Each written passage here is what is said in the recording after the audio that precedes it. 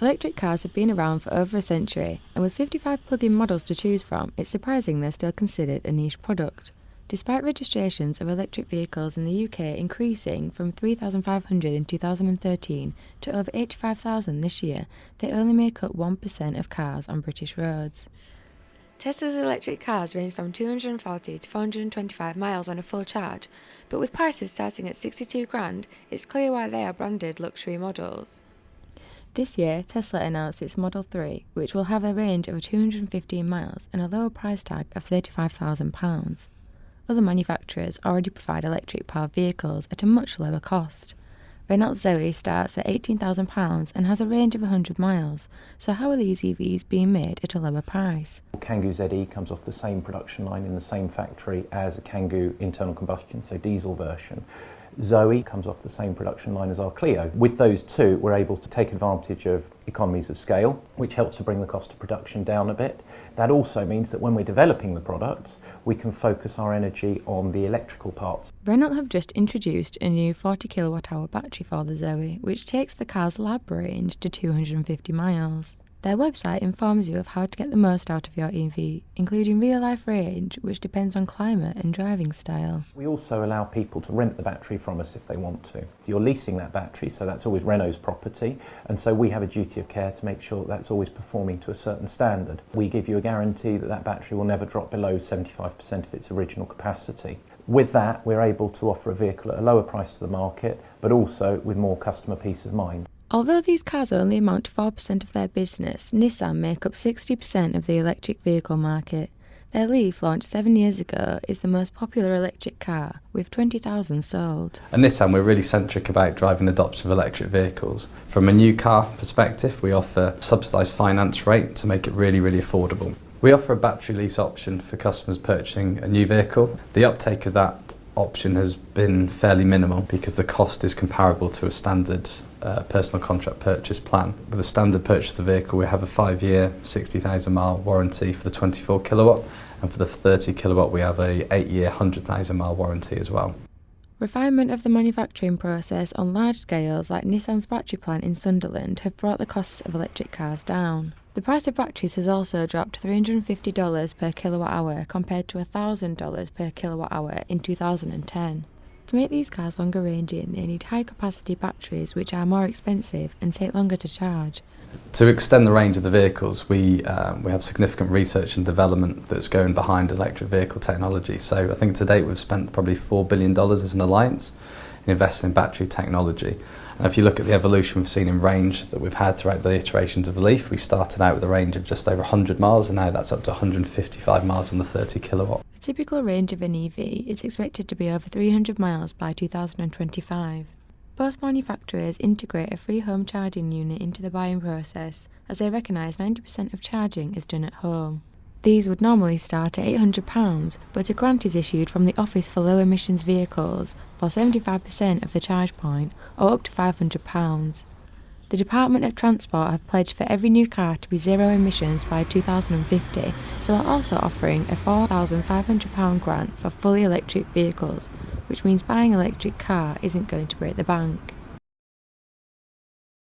When you're considering buying a new car, you not only want to know the price, but what it will be like to own. This stylish model has a range of 240 miles and goes 0 to 60 in an impressive 2.4 seconds.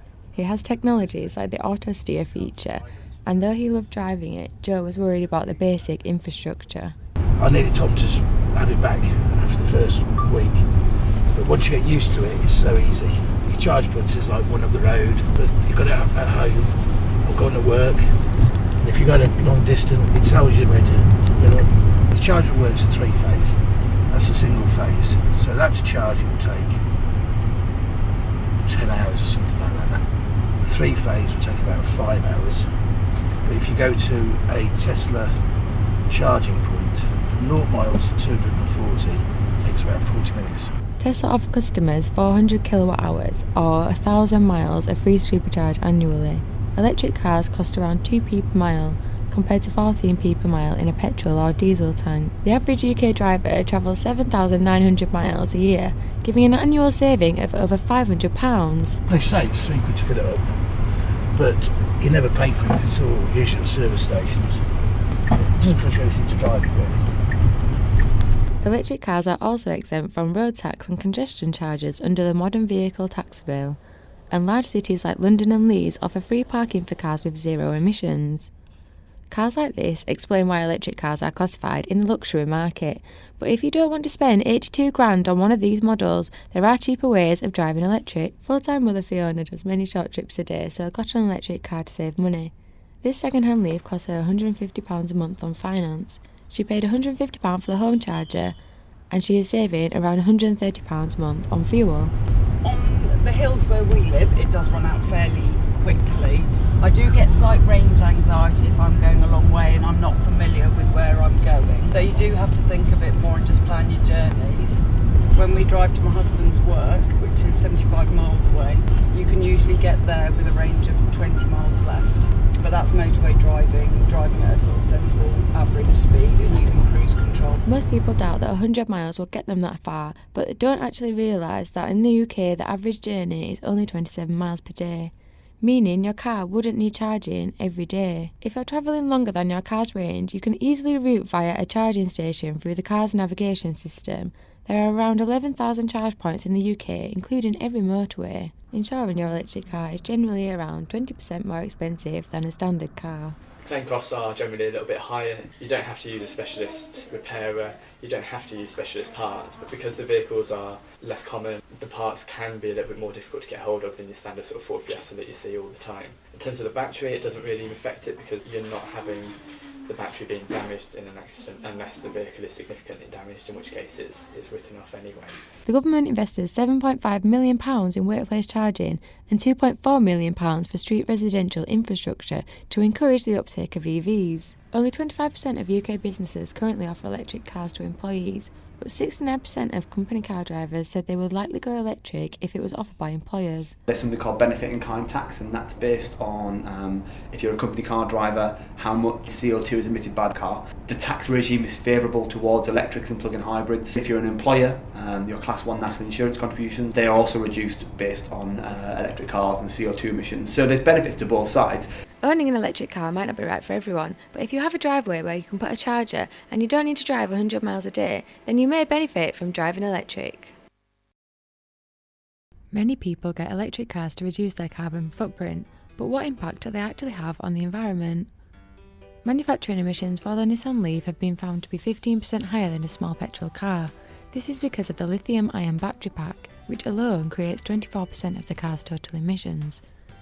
Due to its huge battery capacity, the Tesla Model S manufacturing emissions were 68% higher than the equivalent size petrol vehicle. Electric cars will have more metric tons of CO2 emissions than your average car by the time it's left the factory, but driving the average passenger vehicle causes emissions with every mile. They also emit tailpipe emissions, which produce harmful greenhouse gases like methane and nitrous oxide that have high global warming potential. Many CO2 emissions are also produced from extracting, refining and transporting fuel to petrol stations. Electric cars can conserve energy with technology like regenerative braking, which recaptures some of the energy that's lost when you brake and channels it back to the battery system.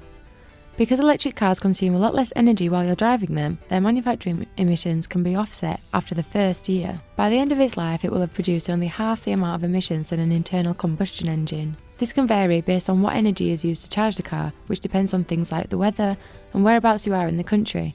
Power plants providing your electric aren't emissions free, but it's pretty hard to track units of energy, so you can't actually tell whether electricity you're using is from a renewable source. The batteries last around 10 years and 99% of it is recycled, recovering 70% of the carbon. Power storage technology is used to give these batteries a second life. There's quite a lot of work at the moment looking at how we might use batteries more generally, because obviously one of the problems is we're moving to an energy system with more renewable generation. We may well need batteries to help store wind power. We've got a lot of wind power but not much demand, and we've used the battery then to release that energy when the wind wasn't blowing, but we do have electricity demand. Another technology designed for electric cars is smart charging. It communicates with the grid and identifies when demand is high or low and uses that information to charge the car accordingly. So although these cars aren't completely emissions free, they still seem a lot better for the environment than driving around emitting toxic fumes.